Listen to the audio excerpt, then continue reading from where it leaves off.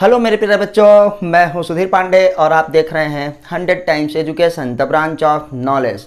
तो बच्चों, हम लोग जो है इस समय पढ़ रहे हैं क्लास 12th की बायोलॉजी चैप्टर नंबर 3, जिसका नाम है रिप्रोडक्टिव हेल्थ। तो बच्चों, कल की वीडियो में हमने ये देखा था कि रिप्रोडक्टिव हेल्थ क्या होता है और रिप्रोडक्टिव हेल्थ से जुड़ी हुई जो प्रॉब्लम्स होती हैं उस प्रॉब्लम्स को दूर करने के लिए जो हमारे पास स्ट्रेटजीज, मतलब क्या हमारे पास बेटा नीतियाँ होती हैं, उसको हम लोगों ने देखा था।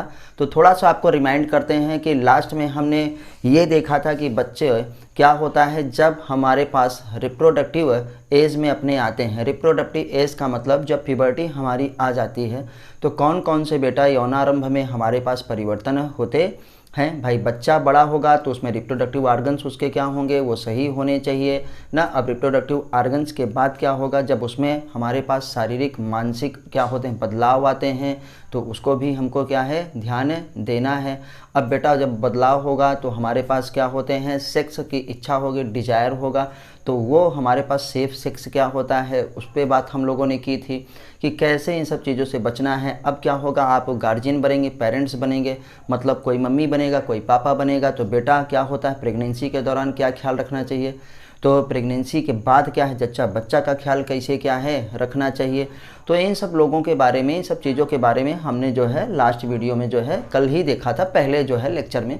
तो बच्चों, आज ये है दूसरा लेक्चर है हमारे पास है और उसमें एक गंभीर मुद्दा ये था कि जो क्या होता है एसटीडी, सेक्सुअली ट्रांसमिटेड डिजीज़, यौन क्रिया के द्वारा जो बीमारियां फैलती हैं न, उनके बारे में भी क्या है बच्चों को अच्छे से बताया जाए। तो इसके लिए बहुत सारी नीतियां थी और सारा कुछ जो होता है वो हमारे फ्रेंड हो बता सकते हैं, मम्मी पापा बता सकते हैं, और नहीं तो स्कूल की जिम्मेदारी होती है। इसीलिए जो होता है कि स्कूल में जो होता है सेक्स एजुकेशन को जो है अब प्रमोट किया जा रहा है। तो हमारे जो होता है ज्ञान में जैसे जैसे विकास होता है वैसे वैसे चीज़ें क्या होती हैं, बढ़ती चली जाती हैं और बेहतर होती चली जाती हैं। तो पिछले जो होता है हमारे पास सेंचुरी में न, लास्ट सेंचुरी मतलब 19वीं शताब्दी जो भी बीती, 20वीं शताब्दी, तो उसमें बेटा क्या हुआ है, बहुत विकास हुआ है, बहुत विकास हुआ है। और विकास से क्या होता है, लोगों की जो हमारे पास लाइफ स्टाइल है न, जो हमारे पास लाइफ है उसमें इम्प्रूवमेंट हुआ है। हमारे जब लाइफ में इम्प्रूवमेंट हुआ तो आप जानते हैं जब आदमी अच्छे से रहेगा, अच्छे से खाएगा, अच्छे से पिएगा, उसको सारी सुख सुविधाएं मिल रही हैं, तो वो अपना मेन काम जो है सबसे पहले करेगा, जो काम करता है रिप्रोडक्शन। क्या होता है बेटा, जनन। तो जब हमारे पास क्या होता है, सुविधाएं बढ़ती हैं, हमारा जिसे कहते हैं चतुर्मुखी विकास, चारों तरफ से जो है पूरे वर्ल्ड का विकास हुआ है, साथ साथ क्या है इंडिया का भी विकास हुआ है। और इसके साथ क्या हुआ कि हमारे पास मेडिकल फैसिलिटीज़ भी बढ़ी हैं। मेडिकल फैसिलिटीज़ का मतलब स्वास्थ्य संबंधी हमारे पास सुविधाएं क्या हैं, बढ़ी हैं। तो इन सब चीज़ों से क्या हुआ कि हमारी जनसंख्या क्या है, बहुत तीव्र गति से क्या है, बढ़ रही है, इतनी कि वो भयानक है, विस्फोटक।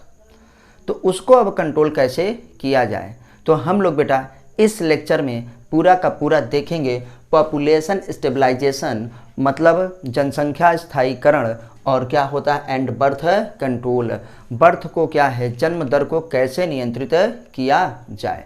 तो बच्चों, आपसे रिक्वेस्ट है कि प्लीज़ चैनल को सब्सक्राइब जरूर करिए, वीडियो को लाइक करिए, अपने दोस्तों के साथ शेयर करिए, क्योंकि हम 100% एनसीईआरटी के क्या है मोस्ट इंपॉर्टेंट पॉइंट्स को पढ़ाने वाले हैं, जो कि आपके नीट के लिए क्या होता है बहुत ज़रूरी है बच्चों। अगर नीट में सेलेक्ट होना है तो एनसीईआरटी पढ़ना ही पढ़ना है, नहीं उसको याद रखना है, फिंगर टिप पे होनी चाहिए, टंग के टिप में होनी चाहिए, और आपकी ब्रेन के जो है जितने नर्व्स हैं उसमें क्या है एनसीईआरटी घूमती रहनी चाहिए। तो आइए बच्चों, फिर इस वीडियो को चालू करते हैं। आप लाइक ज़रूर करिए और कंपलसरी कमेंट तो ज़रूर करिए। चलिए फिर देखते हैं हमारे पास बेटा आज का लेक्चर नंबर 2 है, जिसमें हम पढ़ेंगे population stabilization and birth control. तो हमारे पास पहला पॉइंट है इम्प्रूव्ड क्या होता है, क्वालिटी ऑफ लाइफ। बेटा अभी हम बताए हैं कि जो हमारे पास क्या होती है लास्ट सेंचुरी थी ना, लास्ट सेंचुरी का मतलब 20वीं सदी हमारे पास थी, वो क्या है उसमें बहुत ज़्यादा विकास हुआ है और चतुर्मुखी क्या है विकास हुआ है। अब आदमी संपन्न है, जो खाएगा पिएगा मस्त रहेगा, तो उसके दिमाग में क्या है बेटा सेक्सुअल डिजायर्स ज़्यादा आएंगी ना, जल्दी वो क्या होंगे, बढ़ेंगे, जल्दी शादी होगी, सब कुछ बेहतर। हमारे यहाँ कहता है ना, पहले कमाने खाने लगो फिर शादी होती तो हो ही जाएगी। तो फिर बच्चे पैदा होंगे, और बच्चे पैदा हुए तो हमारे पास क्या है, मेडिकल फैसिलिटीज़ भी बढ़ गई है, मृत्यु दर क्या है, घट रही है। रिप्रोडक्टिव एज वाले जो लोग हैं उनकी संख्या ज़्यादा हो रही है, तो जनसंख्या तो बढ़नी ही बढ़नी है। तो आइए देखते हैं। Improve quality of life of people, न इंक्रीज हेल्थ फैसिलिटीज़, क्या है बेटा, हेल्थ फैसिलिटीज़, ये देखिए, एंड क्या है, better living condition, better living condition. हमारे बेटा क्या लाइफ स्टाइल में इम्प्रूवमेंट हुआ है, हेल्थ बेटा फैसिलिटीज़ क्या होती हैं, बेहतर हुई हैं बेटा, और बेटर लाइफ कंडीशन क्या है, बेटर लाइफ कंडीशन में भी हमारे पास लाइफ कंडीशन जो होता है, जीवन शैली जो है ना, वो भी बहुत ही अच्छी हो गई है। तो होगा क्या, हैड एंड क्या है, explosive impact on the growth of क्या है, पॉपुलेशन, मतलब विस्फोटक प्रभाव डालता है ये सब किसमें, पॉपुलेशन, जनसंख्या वृद्धि में। तो जनसंख्या वृद्धि का बेटा आप कारण समझ गए होंगे। तो अब हम लोग दूसरे पॉइंट में देखते हैं कि बेटा ये सब क्या है, जनसंख्या के में को बढ़ाते हैं ना, फैसिलिटीज़ अच्छी हो गई हैं, और rapid decline in death rate, ये भी क्या है, अच्छा वृद्धि तो हुई, सारी चीज़ें अच्छी भी हुई, साथ साथ में क्या हुआ कि जब मेडिकल फैसिलिटीज़ बढ़ गई और रैपिड डिक्लाइन बहुत ही तीव्र गति से घटी है क्या, इन द डेथ रेट, मृत्यु दर बेटा क्या होती है, बहुत ही तेज़ी से क्या है, घटी है, मृत्यु दर बहुत तेज़ी से घटी है। तो आइए देखते हैं कि कौन कौन सी, MMR, जिसे मैटरनल, ये लिखा है फुल फॉर्म, मोर्टेलिटी रेट। तो मृत्यु दर में किसकी मृत्यु दर में कमी आई है ना, मैटरनल मोर्टेलिटी रेट, मतलब मातृ क्या होता है, मृत्यु दर, मैटरनल मतलब मातृ, मोर्टेलिटी मतलब मृत्यु, और रेट से क्या होता है, दर, इसमें कमी आई है। और साथ ही साथ क्या है बेटा, इन्फेंट मोर्टेलिटी रेट, IMR। तो MMR IMR में क्या होता है, रैपिड डिक्लाइन हुआ है, जच्चा और बच्चा की मृत्यु भी क्या है, कम हो रही है। पहले क्या होता था, जितने पैदा होते थे उसमें से 60% तो निपट ही जाते थे। बाबा लोग बताते थे जो है कि भैया पहले तो 14 ठो पैदा भर हैं और 5 ठो तो पहले मर गए थे और 9 ठे अभी बचे हैं, समझ रहे हैं। तो अब क्या है कि जितने पैदा होते हैं, हमारे पास मेडिकल फैसिलिटीज़ ज़्यादा हैं, गवर्नमेंट इतनी सुविधाएं देती हैं कि आप सामुदायिक स्वास्थ्य केंद्र में जाइए, आशा वाली दीदी, आंगनवाड़ी वाली दीदी, NM दीदी जो है वो लगातार लगी रहती हैं पीछे पीछे कि भैया अपने बच्चों को जो है अस्पताल में ही क्या है पैदा करिए ना, आपको जो है खर्चा बर्चा भी मिल जाएगा। हाँ, ये दूसरी बात है कि जो मैडम होती हैं, नर्स होती हैं, स्टाफ नर्स पैदा करने वाली, वो 500-800 आपसे ले लेती हैं सिर्फ बच्चा पैदा करने का। इंडिया है, यहाँ पे कभी घुसखोरी बंद नहीं हो सकती है। तो जबकि सरकार की तरफ से सब फ्री है और 1400 रुपये भी मिलने हैं। तो बताइए जनसंख्या तो बढ़ेगी ही बढ़ेगी। तो पहले क्या होते थे, उनमें इन्फेक्शन हो जाता था, बच्चे को पैदा होते ही निमोनिया, जैंडिस और तमाम चीज़ें हो जाती थी, बच्चा ही अस्वस्थ माँ के गर्भ में होता था। तो अब क्या है, उसकी डेथ कम होती है। रैपिड डिक्लाइन लिखा है, बहुत ही तीव्र क्या होता है बेटा, कमी आई है क्या है, मृत्यु दर में। और मृत्यु दर में माता की भी मृत्यु और बच्चे की भी मृत्यु दर में क्या है, कमी आई है। तो अब इससे भी क्या हो गया, जनसंख्या बढ़ गया। और हम लोग क्या, तीसरा कारण क्या है, along with increase in number of people न रिप्रोड्यूसिबल एज, मतलब रिप्रोडक्टिव एज वाले लोगों की संख्या बढ़ गई है। जैसे जो अभी हमारे पास क्या है बेटा, किशोरावस्था में, जब एडोलसेंट एज में नहीं पहुंचा है, जिसे हम जुवेनाइल कहते हैं ना, किशोरावस्था, जिसमें क्या है अभी जो है स्पर्म नहीं बनते हैं ना, फीमेल में भी ओवम मतलब पीरियड्स नहीं होता है, तो उनको हम प्री रिप्रोडक्टिव एज वाले कहते हैं। जिनमें क्या होता है, रिप्रोडक्शन की क्षमता आ गई है, जनन की क्षमता आ गई है। जैसे हम लोग कि अब 14 साल से लेकर के ना 16 साल तक मेल में होता है और 11 से लेकर 13 साल तक फीमेल में के बाद जो होते हैं ये प्यूबर्टी आ जाती है।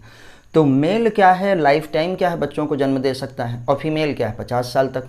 एक एवरेज है, एक्सेप्शन ज़्यादा भी दे सकते हैं, वो खान पीन पे, स्वास्थ्य पे जो है निर्भर है। तो मतलब ऐसे लोगों की संख्या क्या है, ज़्यादा है। जब ऐसे लोगों की संख्या ज़्यादा है तो वो क्या है, बच्चे भी ज़्यादा पैदा करेंगे। और पोस्ट रिप्रोडक्टिव एज हम लोग उन्हें कहते हैं कि जो अब बच्चे पैदा नहीं कर सकते। तो आप समझ गए होंगे कि हम लोग जो है लोगों को न 3 भागों में क्या है डिवाइड करते हैं, pre reproductive age, reproductive age और क्या है पोस्ट रिप्रोडक्टिव एज। तो पोस्ट रिप्रोडक्टिव एज वाले की भी संख्या कम है क्योंकि बूढ़े हो गए हैं। प्री रिप्रोडक्टिव एज वाली भी संख्या क्या है, कम है। लेकिन जो रिप्रोडक्टिव एज वाले लोग हैं उनकी संख्या क्या है, ज़्यादा है, क्योंकि प्री रिप्रोडक्टिव वाले भी जल्दी से क्या हो जा रहे हैं, बड़े हो जा रहे हैं। प्यूबर्टी जो होता है 11 से 13 में ही आ जा रही है ना महिलाओं की, और पुरुषों की बेटा क्या 14 से 16 साल में ही आ जा रही है। तो मतलब जनन क्षमता क्या है, बढ़ गई है। ये भी कारण है कि जनसंख्या वृद्धि का। तो आपसे अगर पूछा जाए कि जनसंख्या वृद्धि का मेन कारण क्या है, जनसंख्या वृद्धि का कारण मेन ये है बेटा कि हमारे पास जो लाइफ कंडीशंस है वो बहुत ही अच्छी हो गई हैं। इम्प्रूवमेंट ऑफ क्या है, लाइफ ऑफ क्या है, पीपुल, उनके क्या होता है, चतुर्मुखी विकास हुआ है, तो उससे क्या है, जीवन और बेहतर हुआ है, पहले कारण। दूसरा कारण यह है कि मृत्यु दर में कमी आई है। अब मृत्यु दर में किसके बेटा मृत्यु दर में कमी आई है, इन्फेंट मोर्टेलिटी रेट और क्या होता है, मैटरनल मोर्टेलिटी रेट, मातृ मृत्यु दर और क्या है, शिशु मृत्यु दर में कमी आई है। तीसरा कारण ये है कि बेटा जो जननक्षम लोग हैं, जो जनन कर सकते हैं, जिसे हम रिप्रोडक्टिव एज वाले कहते हैं, उनकी संख्या ज़्यादा है, तो वो भैया संख्या भी क्या है, ज़्यादा करेंगे। कुछ लोग बेटा और अदर चीज़ें बता देते हैं, कुछ लोग ये भी चाहते हैं कि जितने बच्चे होंगे उतना अच्छा इकोनॉमी होगा, क्योंकि काम उतना अच्छा करेंगे तो तब पैसा घर में आएगा। कुछ लोग ये भी सोचते हैं, जानबूझ के बच्चे पैदा करते हैं कि 5 ठो रहेंगे तो 2 ठो लड़ाई करने के लिए होंगे, 1 ठो अधिकारी बन जाएगा, 1 ठो वकील बन जाएगा, ये इसके लिए। तो अलग अलग जो है बेटा हम लोगों के पास क्या होता है, अपने अपने विचार हैं, लेकिन मेन जो है 3 ही आपको ये बताने हैं कि क्या हमारे पास किस वजह से जनसंख्या इतनी बढ़ी है। तो ये चीज़ हमारे पास है। और रीजन फॉर दिस, ये देखो, और रीजन फॉर दिस क्या होता है, मतलब ये हमारे पास जो पॉपुलेशन स्टेबलाइजेशन, स्थिरीकरण या पॉपुलेशन ग्रोथ है, उसके ये 3 कारण है कि इन सब चीज़ों की जनसंख्या बढ़ी है। अब बढ़ी हुई जनसंख्या से हमारे पास क्या होगी, प्रॉब्लम होगी। क्या होगी, प्रॉब्लम होगी। आप जानते हैं रहने के लिए घर चाहिए, और घर बनाने के लिए ज़मीन चाहिए। खाने के लिए क्या है, अनाज चाहिए, अनाज के लिए क्या है, खेती बाड़ी करना है, खेती बाड़ी करने के लिए खेत चाहिए, फिर ज़मीन चाहिए। जनसंख्या ज़्यादा रहेगी तो हमारे पास क्या, हमको कपड़े पहनने चाहिए, कपड़े पहनेंगे तो कपड़े बनेंगे कहाँ से, धागा से, धागे कहाँ से बनेंगे, ज़्यादातर प्लांट से बनेंगे, फिर वो चाहिए, फिर ज़मीन चाहिए। ट्रांसपोर्ट के सिस्टम होगी, हेल्थ फैसिलिटीज़ के सिस्टम में प्रॉब्लम होगी, एजुकेशन में प्रॉब्लम होगी, मतलब प्रॉब्लम ही प्रॉब्लम होगी। आप अभी बस से जाते होंगे, ऑटो से जाते होंगे या रोड पे जाते होंगे तो देखिए कितनी ज़्यादा हमको भीड़ दिखती है। तो एक पॉपुलेशन जो है सबसे ज़्यादा हमारे लिए क्या समस्या खड़ेगा, रोटी का, कपड़ा का, मकान का, और बेटा क्या है, ट्रांसपोर्ट का, हेल्थ क्या है, फैसिलिटीज़ का, जो हमारे पास मूलभूत आवश्यकताएं, सुविधाएं हैं, उनमें क्या हो जाएगी, समस्या उत्पन्न हो जाएगी। तो इस प्रॉब्लम्स को दूर करने के लिए कौन कौन से मेथड हैं, तो बेटा सबसे अच्छा मेथड यही है कि पहले बर्थ कंट्रोल किया जाए। जनसंख्या वृद्धि का मतलब है कि लोगों का जन्म होता है तभी जनसंख्या वृद्धि बढ़ती है। तो हम क्या कर दें, किसी न किसी वजह से कई तरीकों को अपना करके क्या कर दें बेटा, बर्थ को कंट्रोल कर दें, जन्म दर को ही नियंत्रित किया जाए। तो आइए बच्चों देखते हैं कि हमारे पास क्या है। स्टेप टू ओवरकम पॉपुलेशन क्या है, एक्सप्लोजन, जनसंख्या विस्फोट को क्या है, नियंत्रित करने के लिए क्या स्टेप हैं आपके पास, ये हमको पढ़ना है। स्टेप टू ओवरकम न पॉपुलेशन एक्सप्लोजन। तो आते हैं, पहला हमारे पास देखते हैं क्या हमको मिलेगा। पहले थोड़ी सी बात करते हैं इस पर। द मोस्ट इम्पैक्ट क्या होता है, स्टेप टू ओवरकम न दिस प्रॉब्लम मतलब अभी आपको बताया कि रोटी की, कपड़े की, मकान की, साथी की, न ट्रांसपोर्ट की, एजुकेशन की, हेल्थ की, सभी समस्या होंगी। मेन समस्या, जितनी भी समस्या है सबका एक ही रीज़न है, क्या होगा बेटा, पॉपुलेशन होगा, ट्रांसपोर्ट ज़्यादा बढ़ेगा, गाड़ियाँ ज़्यादा चाहिए, उससे क्या होगा, पोल्यूशन ना, पोल्यूशन से पूरा क्या होगा, सब कुछ खराब, आपका हेल्थ बेकार हो जाएगा। तो ये समस्याओं को दूर करने के लिए हमको क्या है, दिस प्रॉब्लम इज़ टू क्या है, मोटिवेट स्मॉलर फैमिलीज। समस्या से निपटने के लिए जो जनसंख्या हमारे पास विस्फोटक रूप से बढ़ रही है, इस समस्या से निपटने के लिए हम क्या करें, लोगों को मोटिवेट करें टू क्या है, स्मॉलर फैमिली। उनको बताएं कि क्या है, आपका छोटा परिवार होगा तो क्या फ़ायदे होंगे। छोटा परिवार खुशी परिवार। आपने ये देखा होगा पेपर में, बिल में, दीवारों पे, प्राइमरी स्कूल वगैरह में ये भी लिखा रहता है कि हम दो हमारे दो। ये स्लोगन है इंडिया का, हम दो हमारे दो, वी टू आवर टू। मतलब हम दो हमारे दो। जैसे सेक्स एस्पेक्ट्स के बारे में लिखा रहता है ना, सेक्स एजुकेशन के बारे में लिखा रहता है, ये लिखा रहता है कि एसटीडी ना HIV किन किन चीज़ों से हो सकता है। पहले दीवारों पर ऐसे लिखा रहता था प्राइमरी स्कूल, सरकारी संस्थान, सरकारी अस्पताल वगैरह में। तो ये हर जगह ये भी मोटिवेट किया जाता है कि छोटा परिवार खुशी परिवार, हम दो हमारे दो। कुल मिलाकर के स्मॉलर फैमिली को हम लोग क्या करें बेटा, मोटिवेट करें और ये बताएं कि जो बड़ी फैमिलीज होती हैं उसमें क्या समस्याएं आती हैं, उनका दुष्परिणाम उनको बताएं और छोटे का फ़ायदा बताएं, तब हमको फ़ायदा हमारा होगा दोनों तरफ से। तो हमको मोटिवेट करना है स्मॉलर क्या है फैमिलीज़ के लिए बाय यूजिंग, अब ये मेथड से हैं, बाय यूजिंग वेरियस मेथड। वो मेथड क्या है, पहले हमारे पास पहला मेथड है various contraceptive methods. Contraceptive method का होता है गर्भ निरोधक उपाय। हम उनको गर्भ निरोधक उपायों के बारे में क्या है बता सकें कि किस तरीके से आप प्रेगनेंसी से क्या है बच सकती हैं। हस्बैंड वाइफ हैं ना, कुछ भी हैं, तो बच्चे जो होगा कैसे हम उसको क्या है कंट्रोल कर सकते हैं। आप सारी क्रियाएं करिए, सेक्स से जुड़ी सारी क्रियाएं करिए, लेकिन बच्चों को जन्म मत दीजिए। तो पहला हमारे पास है बेटा कंट्रासेप्टिव मेथड, जिसे गर्भ निरोधक उपाय का इस्तेमाल करके हम क्या है जनसंख्या को नियंत्रित कर सकते हैं। दूसरा क्या है, इंक्रीज क्या कर दें, मैरिजेबल क्या है एज, मैरिजेबल एज मतलब विवाह की जो उम्र है उसी को हम लोग क्या कर दें बढ़ा दें। तो अभी देखिए, अभी रिसेंट का अभी आपने देखा है कि 2 साल पहले जो है मैरिजेबल एज बढ़ गई है। पहले पुरुष के लिए 18 साल थी ना, और सॉरी पुरुष के लिए 21 साल और महिला के लिए क्या थी 18 साल, लेकिन अब महिला के लिए 21 साल हो गई है और पुरुष के लिए 24 साल। अभी एनसीईआरटी में अपडेट नहीं हुआ बेटा, लेकिन आपके किसी भी एग्जाम में आएगा तो यही आएगा कि फ़ीमेल की एज होनी चाहिए, मैरिजेबल एज ऑफ फीमेल कितना है 21 ईयर और मेल का है बेटा 24 ईयर्स।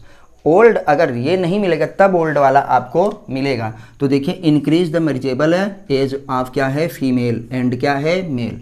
तो मेल का बेटा क्या है, ये मेल का सिंबल, मेल का 24 ईयर्स और फीमेल का कितना होना चाहिए 21 ईयर। अब का है रिसेंट का, पहले मेल का कितना था 21 ईयर, अगर ये ना मिला तब आप ऑप्शन ये लगाइएगा। और फीमेल का जो 21 हुआ है, पहले ये क्या था 18 ईयर, तो इसीलिए मैंने ऑब्लिक करके लिख दिया कि पहले ये मेल का अगर ऑप्शन में 24 ना रहे तब 21 साल, और फीमेल का बेटा अगर 21 साल ना रहे तब फीमेल की एज मैरिजेबल एज कितनी होनी चाहिए 18 साल। ये आपसे ज़रूर पूछेंगे क्योंकि रिसेंटली ये अभी हुआ है 2 साल पहले, लेकिन एनसीईआरटी में ये अपडेट नहीं है। इसका फ़ायदा क्या होगा कि जब सर्जरी लेट में होगी तो बच्चे कम होंगे ही, क्योंकि ये इंडिया है, भारत है, हमारे यहाँ बिना शादी के जो है बच्चे पैदा करना जो है अलाउ नहीं है। आप कर सकते हैं लेकिन वो जो होता है आपको कोई केस नहीं होगा, आपके ऊपर जो है कोई FIR नहीं होगी, लेकिन वो हम लोग जो है धार्मिक रूप से उसको सही नहीं मानते हैं, सामाजिक रूप से उसको सही नहीं मानते हैं। तो ये है, तो जब लेट में शादी होगी तो बच्चे कम लेट में होंगे, कम होंगे, क्योंकि फीमेल 50 साल के बाद बच्चे पैदा कर नहीं सकती है। तो बेटा अपने आप क्या होगा जनसंख्या नियंत्रित होगी। फिर आते हैं तीसरा हमारे पास क्या, एजुकेटिंग पीपुल अबाउट द होता है डेमेराइटिस ना, डेमेराइटिस मतलब प्रॉब्लम ऑफ लार्ज क्या होता है फैमिलीज, लार्ज फैमिलीज के साथ जो समस्याएं होंगी उसके बारे में बात करते हैं। और ये बताएंगे कि बेनिफिट्स ऑफ क्या है स्मॉल फैमिली। लोगों को जब बताएंगे छोटे परिवार रहेगा तो कितने फ़ायदे हैं, कितना आपको खर्चा कम लगेगा ना, आपको जगह ज़मीन कम चाहिए, बच्चों को अच्छे से पढ़ा सकते हैं, उनको जो है अच्छी सुविधाएं दे सकते हैं, उनके हेल्थ के बारे में अच्छे से सोच सकते हैं। तो इन सब चीज़ों को लोगों को बता के उनके दिमाग में ये डालना है कि जो है छोटा परिवार खुशी परिवार। तो हम इंडिया में स्लोगन हम लोगों का है, भारत सरकार का, हम दो हमारे दो। तो अब आते हैं बेटा कि हमारे पास पहला जो देखे थे कि हम लोग कंट्रासेप्टिव मेथड्स के द्वारा, गर्भ निरोधक उपायों के द्वारा क्या जनसंख्या को नियंत्रित करेंगे। तो इस चैप्टर में मेन कंपोनेंट यही है, इस चैप्टर का जो हमारे पास कहते हैं ना मेन चीज़ है, न्यूक्लियस यही है। ये चैप्टर पूरा यही पढ़ते पढ़ते क्या है ख़त्म हो जाएगा। इसमें हम लोग बर्थ कंट्रोल के बारे में ही पढ़ेंगे और ज़्यादातर क्या होता है कंट्रासेप्टिव मेथड गर्भ निरोधक उपायों के बारे में पढ़ेंगे। तो आते हैं कि देखते हैं कि एक अच्छा गर्भ निरोधक क्या होना चाहिए। अच्छा का मतलब आइडियल ना, क्या होना चाहिए तभी तो यूज करेंगे। तो सबके लिए जो फ़ायदेमंद हो वही आइडियल है। तो आइए देखते हैं बेटा हम लोग कि आइडियल कंट्रासेप्टिव्स, आपसे पूछा जाएगा ideal contraceptive, what is ideal contraceptive. ये कई बार पूछा गया है आपको बोर्ड में भी लिखने के लिए आता है और आपके नीट के एग्ज़ाम में भी कंपलसरी पूछा जाएगा कि आइडियल कंट्रासेप्टिव क्या होते हैं। Should be user friendly, should be क्या होना चाहिए, आइडियल कंट्रासेप्टिव उसे कहेंगे क्या होता है, शुड बी यूजर फ्रेंडली, जो यूजर फ्रेंडली होते हैं, मतलब उपयोग करने वाले के लिए कोई समस्या उत्पन्न ना करें, यूजर जिसे आसानी से हम यूज़ कर सकें, कहते हैं ना फ्रेंडली हैं, एकदम से घुले मिले हैं। तो आइडियल कंट्रासेप्टिव शुड बी क्या होना चाहिए बेटा, यूजर फ्रेंडली होना चाहिए, ईजिली अवेलेबल होना चाहिए, आसानी से मिलना चाहिए। अब पता चला कि हम प्रयागराज में रहते हैं और हमको ज़रूरत है, गांव में हैं, अब हमको ज़रूरत है और मिल ही नहीं रहा है, आपको कंडोम नहीं मिल रहा है, आप जो है अगर फीमेल हैं वो कॉपर टी लगवाना चाह रही हैं या कुछ करवाना चाह रही हैं, वो सुविधाएं नहीं मिल पा रही हैं, तो फिर वो आइडियल कंट्रासेप्टिव नहीं है। आसानी से मिलने वाला होना चाहिए, यूजर फ्रेंडली होना चाहिए बेटा, ईजिली अवेलेबल होना चाहिए, और क्या होना चाहिए बेटा, कॉस्टली हमारे पास क्या होना नहीं चाहिए, क्या होना चाहिए, लो कॉस्ट का होना चाहिए, कम पैसे वाला भी होना चाहिए, क्योंकि प्राइस ही बहुत ज़्यादा रहेगा तो लोग नहीं यूज करेंगे, अरे कि कौन यूज करे बेफालतू, वैसे भी नहीं करना चाहते हैं, तो महंगा रहेगा तो और ही यूज नहीं करेंगे। अब हस्बैंड वाइफ हैं तो बच्चे फिर अगर क्वाइटस करेंगे तो प्रेगनेंसी के चांसेस ज़्यादा बढ़ जाएंगे। तो तीसरा हमारे पास क्या होना चाहिए, इफ़ेक्टिव, प्रभावकारी होना चाहिए, यूज कर रहे हैं और उसका प्रभाव होना चाहिए, कि पता चला यूज किए और क्या हो गया, फिर भी काम नहीं किया तो फिर यूज करने का कोई फ़ायदा नहीं, फिर भी प्रेगनेंसी हो गई, तब भी समस्या है। तो कंट्रासेप्टिव मेथड का नाम ही हिंदी में होता है गर्भ निरोधक, जो आपको गर्भ धारण करने से बचाए, गर्भ को आने से बचाए। तो इसीलिए मैं बार बार कह रहा हूँ कि क्या हो, इजीली अवेलेबल हो, यूजर फ्रेंडली, इफेक्टिव, प्रभावकारी हो, और रिवर्सिबल भी होना चाहिए। रिवर्सिबल का मतलब कि आपने अगर यूज किया है तो आप उसको निकाल दें। जैसे अब हिमी लोग मेल है कि क्या करें, कंडोम लगा लें और निकल भी ना करें तो समस्या हो जाएगी ना। महिला जो है कॉपर टी लगवा ले, डायफ्राम लगवा ले, वाल्ट्स लगवा ले, इन सब चीज़ों का इस्तेमाल कर ले, और वो क्या हो, रिवर्सिबल, मतलब उसको निकाला ही ना जा सके तो क्या होगी, समस्या उत्पन्न हो जाएगी। तो बेटा रिवर्सिबल भी होना चाहिए, और क्या होना चाहिए, no side effect, side effect नहीं होना चाहिए, no or least side effect, क्योंकि गवर्नमेंट जानती है कि कुछ ना कुछ साइड इफ़ेक्ट होगा ही होगा, जैसे सर दर्द हो सकता है, एब्डोमिनल पेन हो सकता है, फीवर आ सकता है, तो ये सब क्या है, मामूली साइड इफ़ेक्ट है। तो बेटा कंट्रासेप्टिव मेथड्स में क्या होना चाहिए, जान लो, नो और क्या, लीस्ट साइड इफ़ेक्ट, कोई इसका दुष्प्रभाव नहीं होना चाहिए या बहुत कम होना चाहिए। पहली बात तो होना नहीं चाहिए, अगर हो गया तो बहुत कम होना चाहिए बच्चों। फिर आते हैं कि नो वे इंटरफेयर, किसी भी प्रकार से वो इंटरफेयर ना करे, किसमें इंटरफेयर ना करे, विद क्या है, सेक्सुअल ड्राइव, क्या है, सेक्सुअल ड्राइव, ड्राइव मतलब आप जानते हैं चलाना, और सेक्सुअल ड्राइव का मतलब जो सेक्सुअल काम हम कर रहे हैं, जैसे क्वाइटस कर रहे हैं, मेटिंग कर रहे हैं, सेक्स कर रहे हैं, उसमें कोई समस्या उत्पन्न ना हो। अगर फीमेल ने कॉपर टी लगवाया है और आप क्वाइटस कर रहे हैं, उसको चुभ रही है या आपको चुभ रही है या कहीं पे और जो है प्रॉब्लम क्रिएट कर रही है, तो फिर क्या फ़ायदा। आपने जिस कंडोम्स का इस्तेमाल किया है अगर वो जो है सही सेफ़ नहीं है, उसका रबड़ ज़्यादा लग रहा है, तो फिर आदमी नहीं यूज करेगा ना, जब उसको प्रॉब्लम होगी तो काहे यूज करेगा। तो बेटा किसी भी प्रकार से हमारे पास क्या, सेक्सुअल ड्राइव में क्या होना है, वो इंटरफेयर ना करें, और क्या होता है, डिजायर पे, सेक्सुअल डिजायर पे भी वो ना करे, कि ऐसा ना हो कि आपको कोई दवा दी गई है, आपके शरीर में कॉपर टी लगवा दिया गया है, या हार्मोनल जो है आपको पिल्स दी गई हैं ना, जैसे सहेली वगैरह है, वो तो लिस्ट साइड इफ़ेक्ट है, अभी सहेली के बारे में पढ़ेंगे। तो बहुत सारे हार्मोनल्स हमारे पास पिल्स हैं कि आपने उसको खाया है और पता चला कि क्या होता है, आपकी अभी इच्छा ही मर गई, आप जो है परिवार में फिर क्या होगा, पति पत्नी में फिर वही खुन्नस, फिर वही झगड़ा, क्योंकि बेटा मान लीजिए कि जो क्वाइटस है, जो संभोग है, वो भी क्या है, जीवन की एक क्रिया है और ये बिल्कुल भी गलत नहीं है। तो अगर हस्बैंड और वाइफ में ये क्रिया नहीं होगी तो बेटा क्या होगा, जैसे मेल ही फीमेल में, हम ही लोगों में आस पास रहते हैं तो प्यार बना रहता है, अब दूर चले जाते हैं तो धीरे धीरे धीरे धीरे अट्रैक्शन क्या हो जाता है, कम हो जाता है, प्यार कम हो जाता है, लगाव कम हो जाएगा। मेन रीज़न क्या है, मेन रीज़न है क्वाइटस, कॉपुलेशन। भ्रम में मत रहिएगा कि ज़िंदगी जो है बिना इसके भी चलती है। तो हाँ, आप कंट्रोल कर सकते हैं, बहुत से लोग हैं 5 साल नहीं करते हैं, 10 साल नहीं करते हैं, जब तक एज है जो है करेंगे, फिर नहीं करेंगे। तो जो अब लेकिन जो मैरिड हैं उनके लिए तो भैया जो चीज़ आपके पास है फिर उसके नहीं रुक पाएंगे। अब जो अनमैरिड हैं उनको ज़रूरत नहीं पड़ती है, क्योंकि भाई पास ही में नहीं है तो उतनी सुविधाएं नहीं हैं। तो बेटा क्या होगा, उनके जो होता है सेक्सुअल डिज़ायर पे भी क्या है, वो इच्छा पे कोई प्रभाव ना डाले कि इच्छा ही ना हो। और एक्ट जो है हमारे पास जो ऑफ यूजर सेक्सुअल जो एक्ट होते हैं वही सेक्सुअल ड्राइव्स ना जो कार्य होते हैं उस पर भी किसी प्रकार की वो समस्या ना डाले। तो एक आइडियल कंट्रासेप्टिव्स के पॉइंट हैं, आप ज़रूर बच्चों याद रखिएगा कि यूजर फ्रेंडली हो, इजीली अवेलेबल हो, आसानी से मिल जाए और ज़्यादा कॉस्टली भी ना हो, लो प्राइस का हो। ये भी याद रखिएगा, क्या हो, लो प्राइस का, कम पैसे वाला होना चाहिए, ज़्यादा महंगा नहीं होना चाहिए। इफ़ेक्टिव हो, प्रभावकारी हो, क्योंकि इसीलिए तो यूज ही कर रहे हैं। सबसे मेन चीज़ यही है कि प्रभावकारी हो भाई साहब। रिवर्सिबल हो, उसको निकाला भी जा सकता है, बिल्कुल साइड इफ़ेक्ट नहीं होना चाहिए ना। और हमारे क्या होता है बेटा, सेक्सुअल क्या है, डिज़ायर पे, हमारे क्या सेक्सुअल ड्राइव पे ना संभोग करते वक्त ना हमारी इच्छा पर कोई भी क्या है उल्टा प्रभाव नहीं डालना चाहिए। तो बच्चों हम लोगों ने आज इस वीडियो में काफ़ी कुछ अच्छे से देख लिया है। नेक्स्ट वीडियो में हम लोग यही देखेंगे कि अभी हमने देखा आइडियल कंट्रासेप्टिव मेथड्स क्या होते हैं, कंट्रासेप्टिव्स क्या होते हैं, अब हम लोग टाइप ऑफ कंट्रासेप्टिव्स देखेंगे। मेन चीज़ इस चैप्टर में यही चीज़ है, गर्भ निरोधक उपायों के बारे में बात करेंगे। तो ये जो है वीडियो हर वर्ग के जो है बच्चे देख सकते हैं ना, गार्जियन भी देख सकते हैं, आप चाहे जो पढ़ाई करते हों, क्योंकि ये जानकारी क्या है हमारे जीवन से संबंधित है। ज़रूरी नहीं कि आप नीट की तैयारी करते हों या बोर्ड में हो तभी आप इसको देखिए, क्योंकि इससे जानकारियाँ इसमें बहुत मिलेंगी, आगे आपको यही सब बताएंगे। तो बच्चों फिर मिलते हैं अगली वीडियो पे, तब तक नमस्ते। और आपसे एक रिक्वेस्ट है कि आप एनसीईआरटी को ज़रूर करिए, ज़्यादा से ज़्यादा एमसीक्यूज़ करिए, हमारी वीडियोज़ को ज़रूर देखिए। और बच्चों जो है हम आपसे कई बार कहते हैं कि अगर आप एक छोटा सा कमेंट कर देते हैं तो आपका कोई घाटा नहीं होता है, लेकिन हमको जो होता है सेटिस्फेक्शन होता है कि हाँ कुछ अच्छा कर रहे हैं। लेकिन आपसे ये भी रिक्वेस्ट है कि आपको जब वीडियो अच्छी लगे तभी आप उस पर कमेंट करिए। चलिए बच्चों फिर मिलते हैं अगली वीडियो पे, तब तक नमस्ते, जय हिंद, जय भारत, वंदे मातरम।